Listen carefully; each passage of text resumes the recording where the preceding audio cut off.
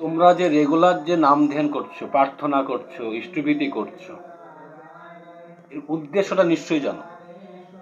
তুমি ঈশ্বরের সঙ্গে যুক্ত থাকার চেষ্টা করছো, এক কথায় সচেতন হওয়ার চেষ্টা করছো।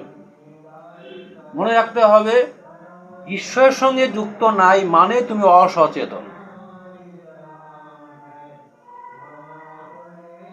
তো এইবার যদি এই অসচেতনতা বাড়তে থাকে দিন দিন, তখন তোমার কি অবস্থা হবে এটা তো ভাবতেও পারবে না আর কি। এই ধরো তুমি একটা পাহাড়ে ঢালু দিয়ে যাচ্ছ, এবার তুমি এদিকে গড়িয়ে পড়ছো মনে করো। অসচেতন মানে কি? নিশ্চয়ই গড়িয়ে পড়ার সম্ভাবনা। একটা মনে করো মাছি মনে করো মধুর পাত্রে বসলো, যখন অসচেতন তখন কিন্তু সে খাইতে খাইতে ডুবে যাবে, উঠতে কিন্তু পারবে না। এক কথা এটাকে বলা হয়, এই জাগতিক যে আসক্তি, কামনা, বাসনা, এইখানে ডুবে যাওয়া মানেই অসচেতনতা। তো আরেকটা ব্যাপার দেখো, যখন তুমি অসচেতন হয়ে গেছো, তখন তুমি যাই করছো, পড়াশোনা করো, গান করো, খেলাধুলা করো, যাই করো, তোমার লক্ষ্য জাগতিকই হবে। এই টাকা, মান, যশ, খ্যাতি এইসব হয়ে দাঁড়াবে। অর্থাৎ যে উদ্দেশ্যে পড়াশোনা করা, যে উদ্দেশ্যে কিছু করা, তো যেতেই পারবে না। তা তুমি তো অচেতন হয়ে যাচ্ছ। ফলে কি হবে? সেই মতো করার শক্তিও পাবে না। তখন যে গাধার মতো যে খাটবে, ভুল হবে, সম্পূর্ণ ভুল হবে। একটা কথা মনে রাখবে, একটা মানুষ যত কিছুই করলো না কেন, যত বড়ই হইল না কেন, যখন দেখবে যে লোকটা সৎ হলো না, প্রেমী হলো না, উদার হলো না, তখন জানবে নেট ফল জিরো, কিচ্ছু করতে পারে না জীবনে। এটা একটা বুনো ধরো পশুদের মতো করলো আর কি। মানে গরুর গোয়াল ঘর পাকা করার মতো সাধনা হয় এটাকে। গরু মানুষ যেমন হয় না, ঠিক একই অবস্থাই হবে। এই জন্য বলি, তুমি কি অবস্থায় আছো না আছো, যে কোনো অবস্থা থাকো না কেন, অসুস্থ অবস্থা থাকলেও তুমি ওই সাধনাটার সঙ্গে কখনো মিস করবে না।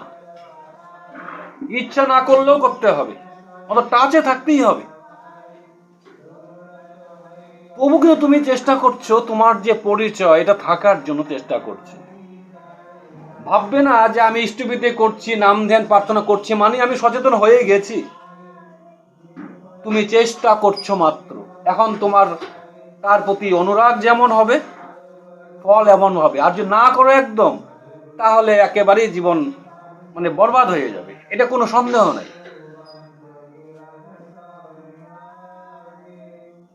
আরেকটা কথা বলি, এই যে ইষ্টভীতি করা বা তোমার ঠাকুর সম্পর্কে পাবলিক অনেক কিছুই বলে, ঠাকুর টাকা খায়, অমুক তমুক, এসব বলবে কিন্তু।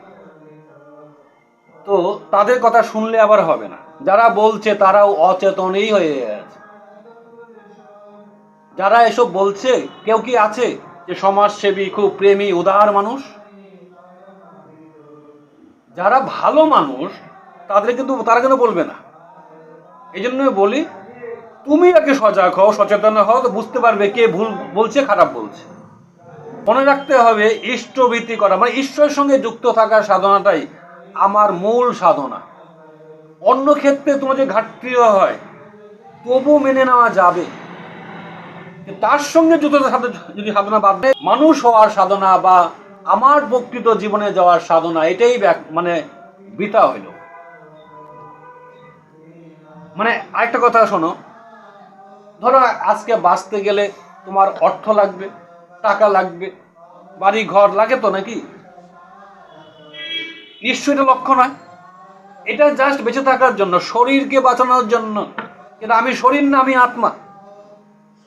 আমি আত্মা হয়ে সত্তার বিকাশ সাধন ঘটাবো, এটা আমার লক্ষ্য। শরীর বদলাবে, জগৎ বদলাবে, আমি বদলাই না, ঈশ্বর বদলায় না।